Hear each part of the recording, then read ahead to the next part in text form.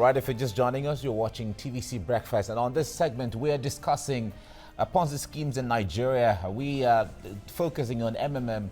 We have one of the guiders here in Nigeria, Yinka DME, discussing this. We also have Alesta Wilcox, and we have Vidi Nabia with us in our Port Harcourt studio. Vidi, let me come to you on this. Now, you were talking, you raised two issues earlier on that borders on the how do I put it?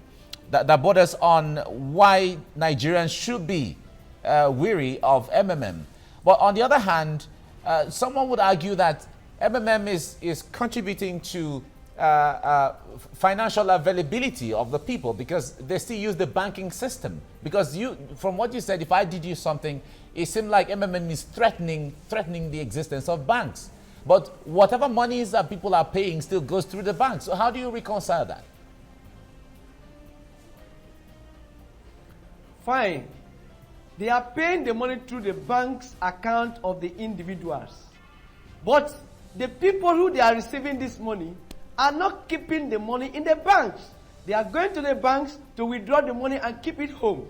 They are going and breaking their investment. As I told you, I say it's affecting the entire economy. The banking system is affecting, so it hits so wide. Let me tell you, in the banking industry, we have what we call saving culture. And in saving culture, we have savings account, we have a time deposit. People are breaking their time deposit. People are pulling their savings, a lifetime savings, and putting, investing in MMM. And when they are helping, or what people call help, they help the partner, the partner pull the money out from the bank. Let me tell you, deposit mobilization is a situation where cash are being mobilized, mopped up from individual homes and keep in the bank. And it stay there, and the bank plays this money at interbank rate overnight and receive a float income. And then people come and they do what we call intermediation process, where the banks use this money to lend it out onto people. But this is not there again. People are pulling their time deposit from the bank to go and do MMF. Let me tell you, time deposit, you can be used as collateral. You can use as a collateral to get a loan from the bank. But that is no more. All right, Vidi. MMM is killing our system. All right, the GDP is being affected. Because why? Productivity is being threatened. People are not carrying out activities, economic activities again, especially the young people. And if they cannot do that at their young age, what happens when they become 45? When productivity will be maximized? All right, Nigerians Vidi. should watch it. Vidi, I'm going to cut in here. And react immediately. Because this will destroy our economy. All right, Vidi, if you accuse the MMM of making the banks lose their deposit, would you also accuse the federal government through TSA? Those deposits don't stay when it comes. The money that goes to the government coffers now just goes through the TSA. That's on a lighter note. But now, let's look at the MMM itself. If you open to the page... Let me tell you something. No, Vidi, let's ask you the questions first. Vidi, let's ask you the questions. Hold on, Vidi. Hold on. Are you listening to me, Vidi? If you open the MMM page, their web page, just at the lower bottom also of that particular page, it tells you not to use all your money, that don't put everything you own into this particular scheme. So there's a warning, there's a caveat there. And the guide we have here in the studio already said that there's no guarantee on the money you put into such a deposit, into that scheme.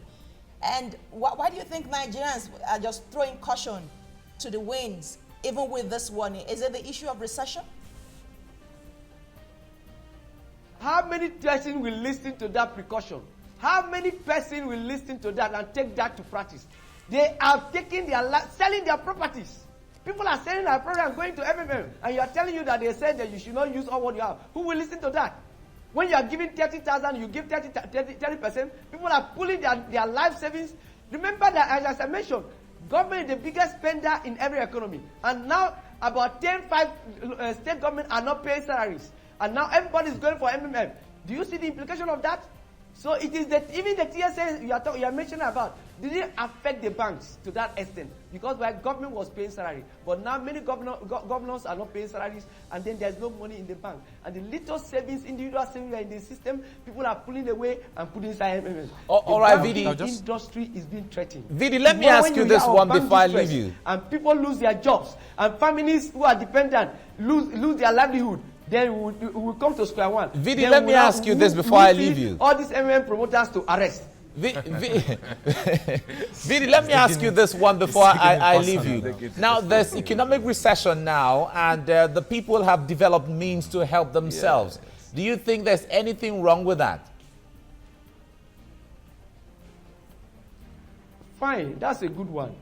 There's economic recession, and people are using this to help themselves. But is that help sustainable? Good. That's the question we should ask. We should go for help that are sustainable. Why don't we go to bank, approach the bank, take small loan, and start up productive activities that are sustainable, that will build income over time and generate income and add value. And you know that there's a value chain. You sustain value, you add value, and all that. Okay, Vidi, thank you. There's no value all right, in MMM. Vidi, thank you very much for that. Yinka, you are itching to say something. You want to I just wanted to respond to some of his comments. Ahead. Fine, good. I like some of his points, but I think he's taking it personal at some point. So what I'm just trying to say is that you are saying people need, with the essence of MMM, if you just look at it, to create fairness whereby people can assist themselves to achieve whatever they want to do. Like you are saying, it's not adding value, it's not making people productive. You need to give us proofs of all these things. People that you know, okay, when they get their 30%, they are not adding value. I've had testimonies of people getting their 30% and establishing businesses with it. I've had several places. I think if you check, there's a particular segment of the website that is dedicated to just letters of happiness. What is letter of happiness in MMM? Tell us what you've been able to do with your 30%. And if you get there, you see several things that people have done. I've had situations whereby I've had, in fact, I think just yesterday or the day before yesterday, I read testimonies of someone who got his 30% and started an oil palm plantation in Benin City. And what is that doing to is that not contributing to the development of the economy? We have servers like that. Another will started off his videography workshop, which he has left in the past. If he goes to the bank to get the loan, the interest alone will kill him. The business will not survive. Over a period of time, the interest will kill it. But with all this, our 30% we are getting, people are getting it, investing in their personal businesses. Whatever they make from it, they are also bringing it back as part of helping another person again. And it continues to sustain itself and it builds on. It's not even about the restart. Now, what we are saying is that as people are getting interest profit from their business, they are also contributing. Yes, let me just say this. The truth of the matter is this, yes. A few individuals who are smart can capitalize on what they have to do something. But majority of the people who are laid back, and which is what the guy is talking about, will just sit down and think that there's a free meal anywhere, not even in free time, have free meal. Now, what you might be having as comment might just be a minute fraction of those who are in the scheme. Others will just sit there, fold their arms, use the money to do party, or they have a bit. It is normal for anybody to want to start off from that side you are starting. I don't think it is not sustainable like that. All right, we have to round off now, gentlemen. And to create you can't at some point in time. All right. So what I'm saying is, let them be careful. Find a better professional way now that is still money to exit the scheme, so that nobody is. I mean, it's meant to suffer. All right, Yinka. Yes. Your final word on this. All right, my final word on it is that MMM is sustainable. Why? Because of the two key factors that keeps on ensuring MMM goes on. Number one, as long as people are providing help, and as long as people also that are coming in as they are sharing it to people and bringing it to provide help into the community. So the system is not about whether it's going to be sustainable or not. Right. It's sustainable as long as everybody keeps providing help and we are doing businesses and investing in ourselves. All right, Yinka Adeyemi, thank you for coming on the program. And Alistair Wilcox, thank you and happy birthday to you again. Thank you very much. Thank you. So very much. Now, Vidi Nabi, thank you very much for talking to us from Port Harcourt. Okay, let's move on. Really? So nice. So to have you. Okay, we'll stay tuned for the next discussion briefly now.